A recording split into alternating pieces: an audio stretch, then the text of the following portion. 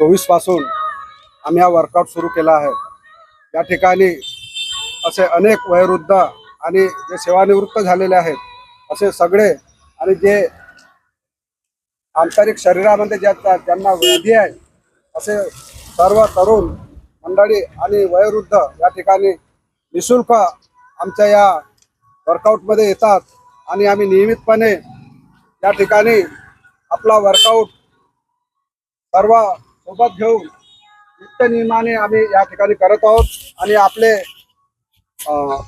Bharat mission या अंतर्गत निरोगी जीवन आणि निरोगी आयुष्य यासाठी देशसेवेसाठी आम्ही हातभार लावत आहोत। धन्यवाद साहेब। साहेब तुम्ही इथे किती दिवसापासून येता? मला 1 वर्ष झालं। काय बदल झाला तुमच्या? हो, बदल झाला माझ्यात। आणि काय बदल? वजन कमी झालं की हलकाई? वजन कमी झालं आणि दिवसभर एक प्रकारची स्फूर्ती राहते।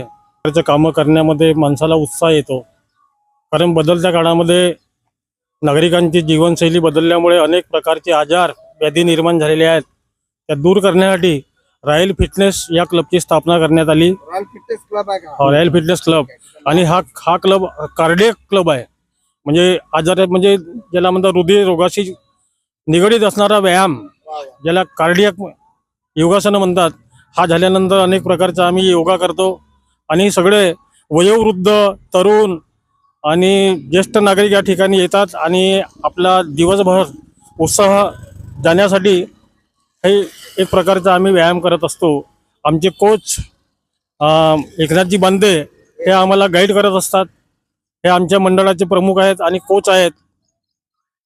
त्यामुळे सर्वांनी नागरिकांना मी असं आवाहन करतो की आज आपलं सुयोग्य आणि चांगलं आरोग्य जीवन जगण्यासाठी जसं माणसाला अन्नाची गरज असते त्याचप्रमाणे व्यायामाची गरज आहे। आणि म्हणून सर्व नागरिकांना देशवासियांना माझी नम्र विनंती आहे की 24 तासापैकी 1 तास तुम्ही जर आपल्या आरोग्यासाठी दिलं तर भारत हा एक चांगल्या प्रकारचा आरोग्य संपन्न राष्ट्र निर्माण होईल अशी मला आशा वाटते।